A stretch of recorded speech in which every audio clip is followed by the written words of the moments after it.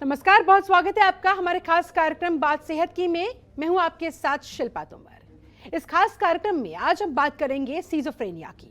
शायद आप में से कुछ लोगों ने पहली बार ये शब्द सुना होगा। टेंशन नॉट, हम बता देते हैं आपको आसान शब्दों में कि इसे भ्रम की बीमारी कहा जाता है।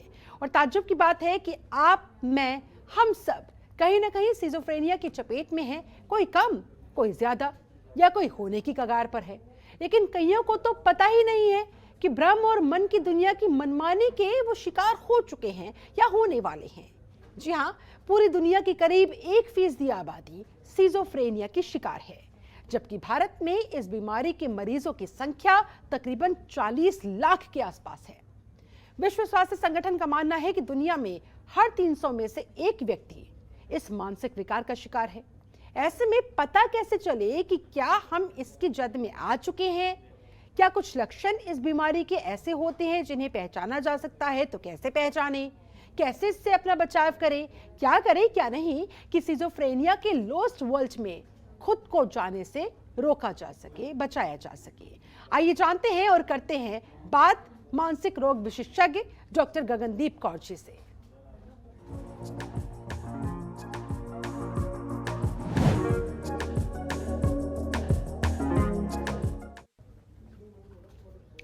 सबसे पहले डॉक्टर साहब, मैं आपका बहुत बहुत स्वागत करती हूं। डॉक्टर गगनदीप कौर हमारे साथ इस समय मौजूद है। बहुत बहुत स्वागत आपका। और आपसे मेरा पहला सवाल यही, सिजोफ्रेनिया होता क्या है और इसे कैसे पहचाना जा सकता है और ये कितना गंभीर?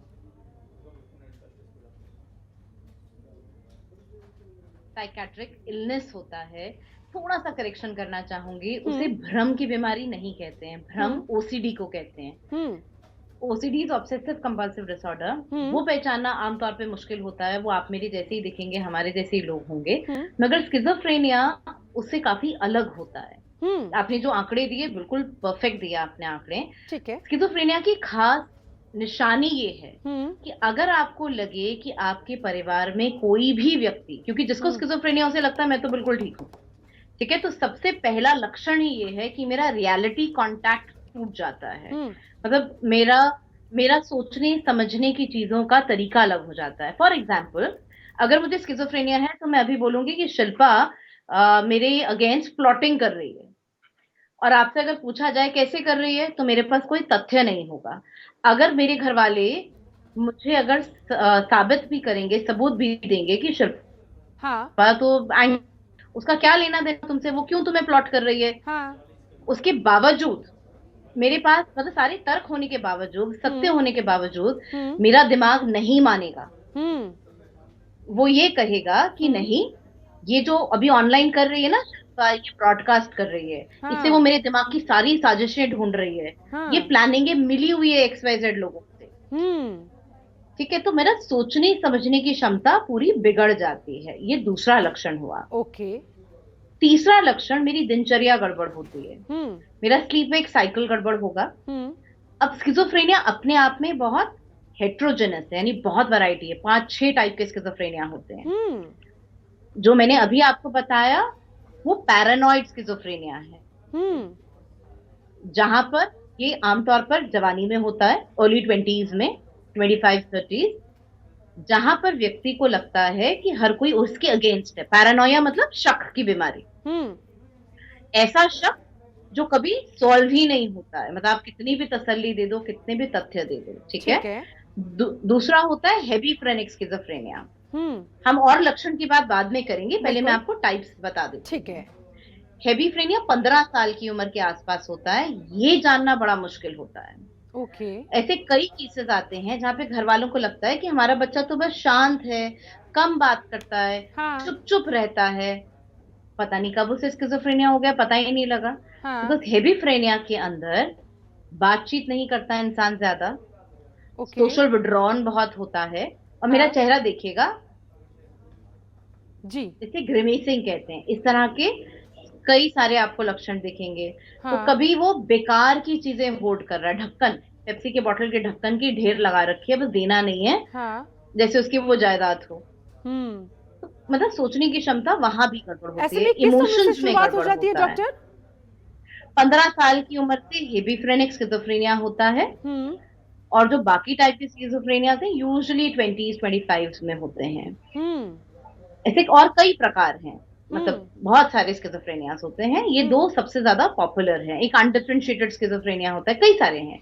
ठीक है, सिंपल डिफरेंट भाषा टाइप्स में के अगर हम आपने बात करें, सिजोफ्रेनिया बताए हैं, यानी कि इन्हें सुनकर तो लग ही रहा है कि वाकई में इतनी तरह के और न जाने कितनी बड़ी संख्या में लोग इनके शिकार ऑलरेडी हो चुके हैं और किस किस तरह की वो समस्याओं का सामना करना पड़ता होगा उन लोगों को। ऐसे में कॉमन लक्षण कैसे पहचाने हम? लक्षण नंबर 1, हाँ। दिमाग में ख्याल आना जिनको आप सत्य तक मानते हैं बिना किसी प्रमाण के, उसे हम डिल्यूजन कहते हैं। दूसरा, हैल्यूसिनेशन, जैसे आप मुझसे बात कर रही हैं, बिल्कुल वैसे ही साफ उनके कान में आवाज आती है। और कोई बोल नहीं रहा होता है, ठीक है, कानों में आवाजें आना। अब वो आवाजें कई तरह की हो सकती हैं, कोई अज्ञात उन्हें गाली आवाजें दे रहा जिन्हें होगा, कहा जाता है, ऐसा महसूस होता है कि अज्ञात कोई हमें आवाज आवाज लगा रहा है, हमसे बात करने की कोशिश कर रहा है, सुनाई देता है उनको, जैसे ओके। आप मेरी आवाज सुन रही हैं या मैं हाँ। आपकी सुन रही हूँ, हाँ। तो उनके लिए एकदम रियल होता है। ये आपकी ऑडिटरी हैल्यूसिनेशन हो जाती है। फिर विजुअल होती है, उन्हें दिखेगा, इसका वो देखिए, बोलेंगे वो देखो सामने कोई बंदा बैठा है और आप देख रहे हैं कहीं कुछ नहीं है। इसीलिए ज्यादातर लोग स्किज़ोफ्रेनिया को भूत प्रेत से जोड़ देते हैं, टूना टैवा हुआ है, जबकि टूना टैवा नहीं होता है, न्यूरोकेमिकल इम्बैलेंस होता है। मरीज को सच में दिखाई देता है, सच में सुनाई देता है जब कुछ नहीं है। कई बारी, तीसरे नंबर पर, कई बारी मरीज आपको अपने से बात करता दिखता है, ऐसे मुंह में बड़बड़ बड़बड़ कर रहा होता है। कई बारी अगर आपने देखा हो, रोड के किनारे हमें कुछ लोग दिखते हैं ना, जो मतलब थोड़ी अजीब हालात में होते हैं, कुछ भी बड़बड़ा रहे होते हैं, चप्पल को फोन बना के बैठ के बातें कर रहे होते हैं, तो आसमान में चलते हुए लड़ाई कर रहे होते हैं, किसी को गालियां दे रहे होते हैं, जैसे किसी से बात कर रहे हो, वो सब स्किज़ोफ्रेनिया के ही लक्षण है, लेकिन ये बहुत सिवियर फॉर्म ऑफ स्किज़ोफ्रेनिया है। यानी कि सिवियर फॉर्म ऑफ स्किज़ोफ्रेनिया पागलपन में तब्दील हो सकता है। हाँ, एक सरल भाषा में उसे पागलपन कहा जा सकता है। हाँ, जो सिवियर फॉर्म ऑफ स्किज़ोफ्रेनिया है। और कई लक्षण होते हैं, जैसे ये लोगों का खाना पीना, जैसे अभी बताया, गड़बड़ है। सोशल विड्रॉल होता है, ज्यादा बात नहीं करेंगे। नहाना धोना बिगड़ जाएगा। एक एपेथी आ जाती है कि ठीक है, खा लिया, नहीं किया। सामान की तरह, एक फर्नीचर की तरह कमरे में पड़े हैं तो पड़े हैं, अब फिर से मेरी आंख दिखेगा, ऐसे, मतलब वो स्टेयर करते हैं एमलेसली लाइक दिस। आप देखिए, आंखें डेड, स्टेयर है, कहाँ देख रहे कुछ नहीं पता, कोई लक्षण नहीं है इस बात का। इमोशंस उनके ब्लंट हो जाते हैं, कि मतलब कुछ महसूस नहीं कर रहे। और बिल्कुल इसका विपरीत एक और स्किज़ोफ्रेनिया होता है, जिसे कैटाटोनिक स्किज़ोफ्रेनिया कहते हैं, जिसमें मरीज घंटों मतलब कई दिनों तक भी अजीब से पोस्चर में ऐसा बैठा है तो बैठा ही है, खड़ा है तो खड़ा ही है। तो कभी कभी वो कठपुतली की तरह हो जाता है, उसके हाथ मरोड़ के आड़े टीडे ऐसे भी कर देते हैं, वो ऐसे कर लेता है, इसको वैक्सी फ्लेक्सिबिलिटी बोलते हैं। मतलब बहुत वैरायटी है। तो कभी कभी क्या होगा, एकदम म्यूट हो जाएगा, बोलेगा ही नहीं, महीने हो जाएंगे या दिनों निकल जाएंगे, आवाज नहीं सुनाई देगी। तो कभी एकदम से एक्साइट होगा, तोड़फोड़ कर रहा है, जो आ रहा है उसे चपेट लगा रहा है, कुछ भी बोल रहा है, कुछ भी कर रहा है, बहुत सारी चीजें होती हैं। ठीक है, ऐसे में बहुत सारे लक्षण आपने बताए हैं डॉक्टर गगनदीप कौर, और आपने एक बात का और जिक्र किया कि हम हिंदुस्तान में रहते हैं, यहाँ पर आज की तादाद में भी, ये दुर्भाग्य की बात है, बहुत बड़ी संख्या में अंधविश्वासी लोग भी मौजूद हैं। ऐसे में वो साइंटिफिक रीजंस के पीछे जाने की बजाय किसी तांत्रिक के पास, किसी बाबा के पास अपने बच्चे को ले जाएंगे, या उनके परिवार में जो भी इससे दो चार हो रहा होगा उसे ले जाएंगे। तो ऐसे में आप क्या लोगों को कहना चाहेंगे कि सबसे पहले इंस्टेंटली किस डॉक्टर से परामर्श करें, और क्या कोई टेस्ट होता है कि कोई टेस्ट कराया जा सकता है, क्या करना चाहिए लोगों को, ये जो आपने लक्षण बताए हैं, अगर वो उन्हें महसूस हो रहे हैं तो? देखो, एक सिंगल लाइन में, अगर आपको लगता है आपके परिवार का कोई व्यक्ति सामान्य जीवन नहीं जी पा रहा है, उसकी रोजमर्रा की दिनचर्या, सोशो ऑक्यूपेशनल फंक्शनिंग इम्पेयर्ड हो गई है, बिन बात का गुस्सा हो रहा है, या कुछ भी रियलिटी से परे दिख रहा है, कि आप समझा रहे हैं, सब कर रहे हैं, मगर रियलिटी से दूर दिख रहा है, तो आपको हो सकता है लगे आत्मा का प्रभाव है, किसी की आत्मा आ गई है, बिकॉज ये लोग आवाजें बदल के भी कई बार बात करते हैं। तो ये ना करते हुए, देखो, मैं किसी रिलीजियस बिलीफ सिस्टम को आहत नहीं करना चाह रही हूँ, ना ही मैं किसी चीज के अगेंस्ट हूँ, लेकिन एक सिंपल सी सरल सी भाषा है कि अगर ये चीज डॉक्यूमेंटेड है कि ये बीमारी है, तो किसी भी एक साइकेट्रिस्ट या एक क्लिनिकल साइकोलॉजिस्ट को दिखाना जरूरी है।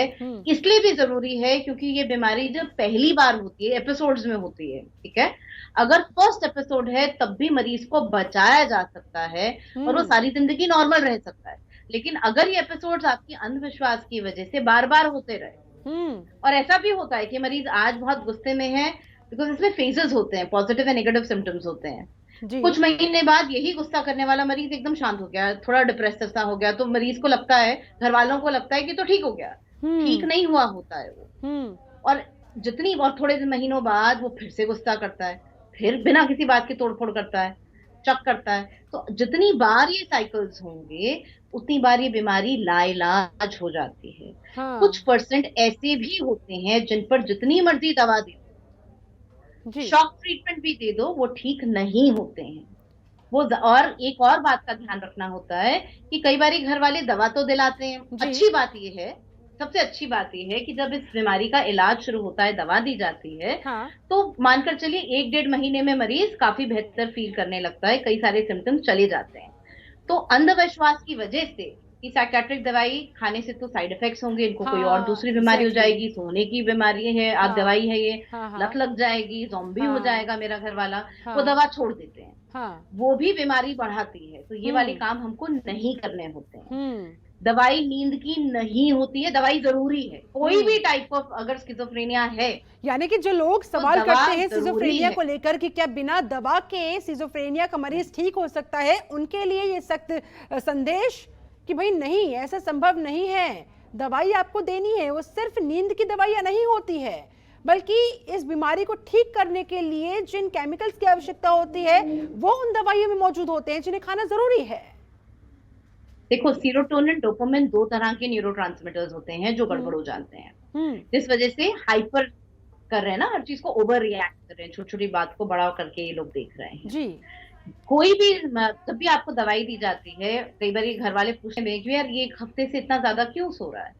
सिंपल सी भाषा में, यार मशीनरी बहुत समय से चलती है, गर्म हो जाती है, ठंडा करने के लिए स्विच ऑफ करते हो। वैसे ही ये दवाई, क्योंकि दिमाग इनका ओवर इंटरप्रेट कर रहा होता है, ज्यादा फालतू की चीजें सोच रहा होता है, बहुत ज्यादा एग्जॉस्टेड हो जाते हैं ये लोग, सोता नहीं है। एक तो कई ऐसा भी होता है कि 3-3, 4-4 दिन निकल जाते हैं, मरीज ने सोया ही नहीं, झपकी नहीं ली, एनर्जी नहीं कम हो रही है बंदे की, ऐसा भी होता है। तो कुछ लोग घर से बाहर निकलने को, बहुत सारे सिम्टम्स हैं, ठीक है। जो भी रहता है, तो मशीनरी कहीं तो शट डाउन करनी होती है ना थोड़ी देर के लिए। इस वजह से हफ्ते से ज्यादा नींद नहीं आती, उससे ज्यादा आती है, तो हम दवा मतलब साइकेट्रिस्ट से जाते हैं। और कोई भी साइकेट्रिस्ट आपको बीमार करने के लिए दवा थोड़ी देगा। एग्जैक्टली ये जरूर होता है, जो सबसे कंफ्यूजन का कारण होता है, घर वालों की सबसे बड़ी दिक्कत ये होती है कि हमारा मरीज तो कुछ मान के राजी नहीं है, वो ना डॉक्टर को दिखाना चाहता है, ना दवा खाना चाहता है। तो थोड़ी कड़वी सी बात ये है कि आपको कुछ केसेस में दवा खाने में मिलाकर देनी होती है। आज की डेट में ऐसी कई दवाइयां हैं जिनका ना तो कोई स्मेल है, ना कोई टेस्ट है। पानी में, चाय में, कॉफी में, दाल में, पराठे में भी डाल के दे सकते हैं। तो ये परिजनों की जिम्मेदारी बन जाती है किस तरीके से वो कन्विंस करे, और अगर कन्विंस नहीं हो रहा है मरीज तो फिर उस तक ये दवा जरूर पहुंचे, किसी भी तरह से, किसी भी माध्यम से, खाने के जरिए, चाहे चाय कॉफी के माध्यम से। ऐसे में डॉक्टर गगनदीप, बाइपोलर डिसऑर्डर से ये कितना अलग समझा जाए, कितना डिफरेंस होता है? बाइपोलर एकदम अलग बीमारी है। बाइपोलर मूड का डिसऑर्डर है। ओके। स्किज़ोफ्रेनिया सोच का डिसऑर्डर है। हाँ। बाइपोलर में इंसान काफी हद तक सामान्य रहता है। देखो, जब बाइपोलर का क्या मतलब है, बाई पोल, दो पोल, यानी मूड में एक बहुत तेजी आ रही है और एक बहुत गिरावट आ रही है। हाँ। तेजी वाले फेज को मेनिया कहते हैं, गिरावट वाले को डिप्रेशन कहते हैं। ओके। डिप्रेशन में मरीज और मेनिया में, दोनों में मरीज की बुद्धि सही काम करती है, उसका मतलब इंटेलेक्ट, उसका रियलिटी कांटेक्ट नहीं गड़बड़ होता है। ठीक है, ठीक है, बस ये फर्क होता है। देखो, डिप्रेशन हो गया तो आप ऐसी बात थोड़ी करते हो कि तुम मुझे मार दोगे। हाँ, हो सकता है डिप्रेशन में साइकोटिक सिम्टम्स हो सकते हैं, वो एक अलग चीज, सीवियर लेवल हो सकता है उसका। हाँ, मतलब ये मानकर चलो बाइपोलर में ऐसा डिल्यूजन, हैलुसिनेशन नहीं होता है। ओके। लेकिन ये बाइपोलर जब सिवियर होता है, तो उसके अंदर भी जो स्किज़ोफ्रेनिया वाले सिम्टम्स हैं आपको कई सारे दिखेंगे। तो इसी वजह से एक आम आदमी के लिए पहचानना कि कौन सी चीज क्या है, कभी कभी मुश्किल हो जाता है। एग्जैक्टली। अब जैसे मेनिया में क्या होता है कि हाँ। मरीज मेनिया है, मेनियाक फेज में, यानी बहुत हाँ। हाइपर है, हाँ। ज्यादा बात कर रहा है, हाँ। ज्यादा काम कर रहा है, हाँ। ओवर एनर्जी है, बोले ही जा रहा है, बोले ही जा रहा है, पैसा ज्यादा खर्च रहा है, हम्म। सेक्स बहुत ज्यादा करने लगता है, प्रोमिस्क्यूअस बढ़ जाता है बिहेवियर उसका, हाँ। हाँ। अनजान व्यक्ति से भी ऐसे बात करते से पता नहीं कितने सालों जन्मों की दोस्ती आ रही हो, हम्म। ओवर फेमिलैरिटी शो करते हैं, हम्म। ये मेनिया है। लेकिन इसमें आवाजें आना, या हम ये सोच लें कि कोई मुझे मार रहा है या मैं खुदा हूं, जिसे हम बोलते हम्म। हैं डिल्यूजन हो जाए, या हम्म। डिल्यूजन, उसे बोलते हैं डिल्यूजन ऑफ ग्रैंडियोसिटी, कि हम्म। मैं ही भगवान हूँ, मेरे से बेहतर कोई है नहीं, मैं एक स्पेशल मिशन के लिए तो हूँ, यानी कि मैं या डॉक्टर साहब डिल्यूजन। सिजोफ्रेनिया को मन की दुनिया की मनमानी वाली दुनिया कह सकती हूँ?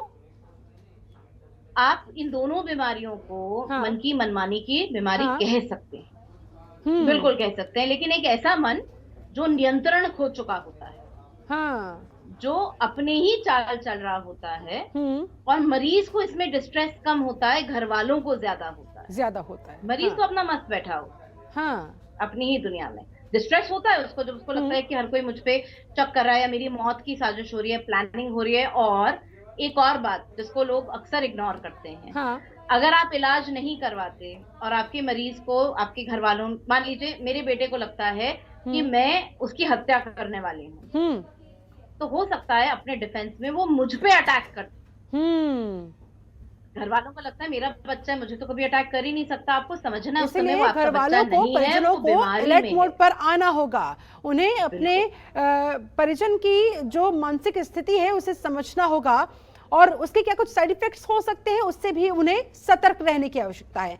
अच्छा डॉक्टर साहब, आपने दवा की बात कही, ये दवा कितने दिन तक चलती है, या फिर डिपेंड करता है कि कितनी तेजी के साथ बॉडी दवाई के प्रति रिस्पॉन्ड कर रही है, या क्या सही से और टाइम टू टाइम दवा खाई जा रही है कि नहीं खाई जा रही, इस पर भी? कई सारे फैक्टर्स पे डिपेंड हाँ। करता है। पहला एपिसोड आमतौर पे 1-1.5 साल दवा चलती चलती है। हम्म। फिर जब मरीज में एक भी सिम्टम नहीं रहता, हम्म। वो आपकी मेरी तरह एकदम नॉर्मल हो जाता है, हम्म। उसके बावजूद भी 1 साल, 6-8 महीना, 1 साल तक दवा चलाते हैं ताकि बीमारी जड़ से निकल जाए। ये हम्म। बिल्कुल ऐसे होता है, पेड़ का तना काट दो तो ऊपर से तो गायब हो गया पेड़, लेकिन एग्जैक्टली। जड़ अभी भी बाकी है, वो वापस ग्रो कर सकता है। हाँ। इसीलिए जब सिम्टम्स बिल्कुल चले जाते हैं, हम्म। मतलब कोई निशान नहीं रहता, तब भी 6-8 महीने दवा दी जाती है ताकि वो जो सर्किट्स हैं सीरोटोनिन हम्म। डोपामिन के, हम्म। वो रेक्टिफाई हो सके। पहली हम्म। चीज तो ये है ही, मतलब अगर आपको किसी भी टाइप का स्किज़ोफ्रेनिया है, हम्म। 1-1.5 साल तो दवा चलेगी ही चलेगी, ये हम्म। पत्थर पे लकीर है।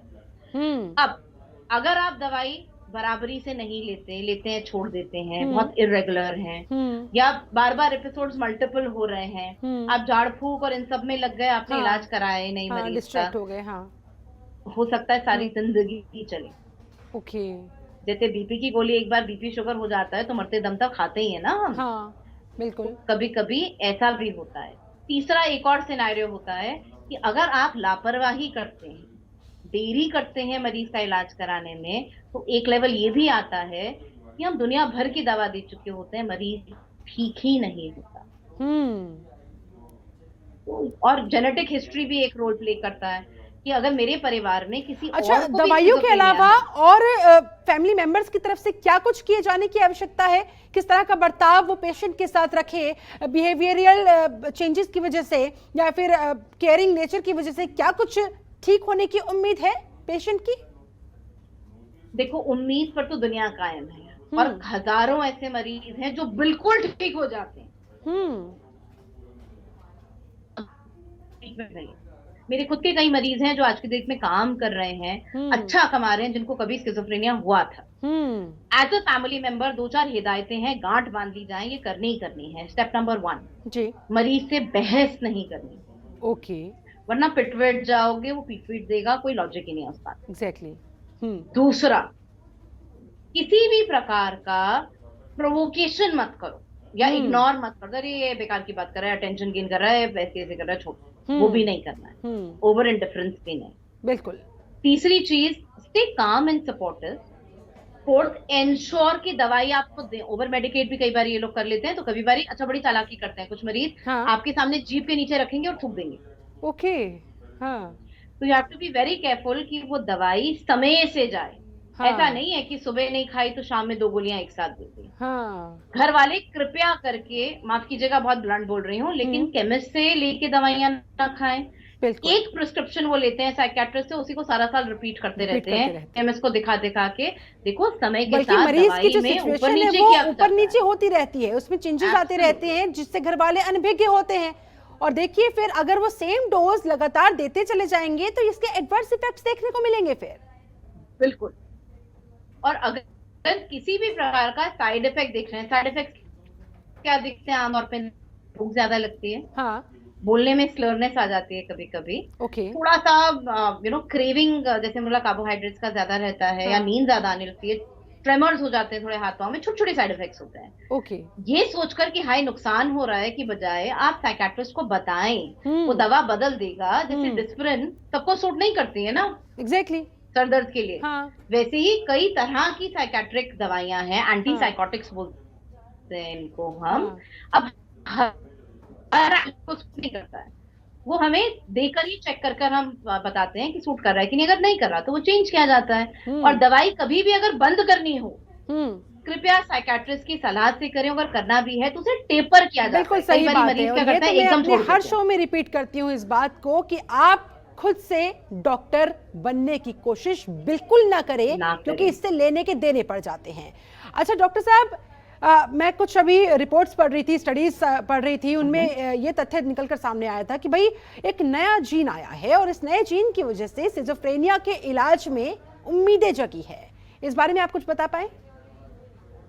देखो कई सारी रिसर्चेस हो रही हैं। एग्जैक्टली। लेकिन पूरे तौर पे नहीं कहा जा सकता है। देखो जीन तो आप तब बदलोगे जब हम मान रहे हैं कि जेनेटिक लोडिंग है। कई बार ऐसा भी होता है कि परिवारों में, आपको, मुझे, मेरे परिवार में, दादा चाचे खानदान में कहीं भी किसी को स्किज़ोफ्रेनिया नहीं है, लेकिन फिर भी हमारे परिवार में एक व्यक्ति को हो गया। तो स्किज़ोफ्रेनिया कब होता है, या कोई भी साइकियाट्रिक इलनेस, जब आपकी स्ट्रेस को डील करने की कैपेसिटी पुअर हो जाती है और आप रिस्पॉन्ड नहीं कर पा रहे हैं स्ट्रेस, तो आपके ब्रेन के फंक्शन गिव अप कर देते हैं, मतलब बैटरी डाउन हो गई ना, वो डिसफंक्शनल हो गया है। तो इसके लिए ऑल्दो हम बात कर रहे हैं कि एक जीन है जिसको हम बदल दें, लेकिन वो ज्यादा कारगर है क्रोनिक केसेस में, या उन केसेस में जहां खानदान में हिस्ट्री चली आ रही है, मतलब परिवार में कई लोगों को स्किज़ोफ्रेनिया है, वहां बहुत कामयाब है। बट उसको अभी भी एवरीडे प्रैक्टिस में हम नहीं लेकर आ सकते हैं। अभी रिसर्च चल रही है इसके ऊपर, अभी भी प्रमाण, मतलब पुख्ता तरीके से हम नहीं बोल सकते हैं। जीन रिप्लेसमेंट भी होगा तो बहुत एक्सपेंसिव चीज है, एवरीबडी कैन नॉट अफोर्ड। अच्छा, there are so many medications. एक और सवाल मैं आपसे करना चाहूंगी जाने से पहले, क्योंकि समय अब कम बचा हुआ है, डॉक्टर गगनदीप कौर, कि ये बीमारी क्या होती है, इसके लक्षण क्या होते हैं, क्या कुछ किया जाना चाहिए, इस पर तो हमने बात कर ली है, लेकिन एक बार फिर से मेरा ये सवाल दोहराना मैं चाहूंगी कि भाई ये होती क्यों है? क्या कुछ मेन फैक्टर्स ऐसे हैं जिन्हें अवॉइड किया जा सकता है? आपका सवाल 1% का है, मतलब 116 आने सवाल जो भी कहते हैं। It's a beautiful question that you have asked, बहुत ही सॉलिड क्वेश्चन है, सबके दिमाग में आता है, लेकिन इसका आंसर है वी डोंट नो। मतलब कोई एक कारण हम स्पेसिफाई नहीं कर सकते। There are multiple factors that work together. इसको हम डिस्पोजिशन डायथीसिस स्ट्रेस मॉडल बोलते हैं। मतलब जीन्स में भी कुछ गड़बड़ी हो सकती है, खानदान में किसी को दूर दराज था तो एक जेनेटिक प्रीडिस्पोजिशन है। जैसे डायबिटीज में नहीं होता है कि अगर परिवार में किसी को मीठे की बीमारी है तो आपको होने की संभावना बढ़ जाती है, चांसेस होते हैं, बिल्कुल चांसेस बढ़ जाते हैं, लेकिन होगी कि नहीं होगी ये डिपेंड करेगा आपका लाइफस्टाइल कैसा है। ठीक है, आप कितना एक हेल्दी लाइफस्टाइल जी रहे हैं, आपका डाइट, आपका एक्सरसाइज, स्ट्रेस से डील करने की आपकी कैपेसिटी, अल्कोहल, सिगरेट्स, कैनबिस। खास तौर पे कॉलेज के बच्चे कैनबिस को, गांजा बहुत ट्राई करते हैं, कॉलेजेस में बहुत ट्रेंड है। और I am sure all of you would know cannabis induced साइकोसिस भी होता है। चलिए ठीक है डॉक्टर गगनदीप, जाते जाते आपका फाइनल कमेंट चाहूंगी, आप स्किज़ोफ्रेनिया के मरीजों को, उनके परिजनों को क्या कहना चाहेंगे? बीमारी है, जैसे दिल का इलाज कराते हो, किडनी का कराते हो, आंख का कराते हो, बिल्कुल वैसे ही बिना किसी शर्म के, बिना किसी भय के इसका भी इलाज कराएं। इसके लिए ना आपकी गलती है ना मरीज की गलती है। सही इलाज से आप सिर्फ अपने मरीज की ही जिंदगी नहीं, बहुत सारे फैमिली मेंबर्स जो इसके साथ परेशान होते हैं, हजारों लोगों की और जिंदगी में भी फर्क ला पाएंगे। और किसी एक झोला बेहतर छाप डॉक्टर जिंदगी के चक्करों जी में ना पाएंगे। पड़े, झाड़ फूक के चक्करों में ना Certified। पड़े, सीधे एक अच्छे डॉक्टर से कंसल्ट करें और जल्द से जल्द जैसे ही आपको किसी भी तरह का इस तरह का कोई भी लक्षण महसूस हो रहा है अपने अंदर या अपने परिवार में किसी भी सदस्य के अंदर, तो तुरंत ट्रीटमेंट स्टार्ट किया जाना चाहिए, बिना किसी शर्म के, बिना किसी भय के, बिना किसी डर के। बहुत बहुत शुक्रिया आपका डॉक्टर गगनदीप कौर हमारे साथ जुड़ने के लिए और इतने अच्छे तरीके से इन तमाम सवालों के जवाब देने के लिए बहुत बहुत धन्यवाद। तो कुल मिलाकर आज हमारी इस खास पेशकश में फिलहाल बस इतना ही। आज हमने बात की सिजोफ्रेनिया के ऊपर, इसके लक्षणों के ऊपर, इसके बचाव के ऊपर और इसके कारणों के ऊपर। कारण कोई है ही नहीं क्योंकि कोई जानता ही नहीं है, लेकिन अगर यह हो जाए तो जल्द से जल्द इसका ट्रीटमेंट करना बहुत जरूरी होता है, इससे पहले ये सीवियर हो जाए और सीवियर लेवल पर ये पागलपन में बदल जाए। फिलहाल मेरे साथ इस चर्चा में जुड़ने के लिए आप सभी का बहुत शुक्रिया। बने रहे जनतंत्र टीवी के साथ। नमस्कार। खबरों के निष्पक्ष विश्लेषण के लिए सब्सक्राइब करें Janatantra TV and press the bell icon. Never miss any update.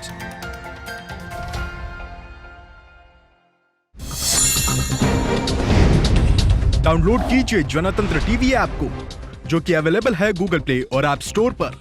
अधिक जानकारी के लिए अभी डाउनलोड करें।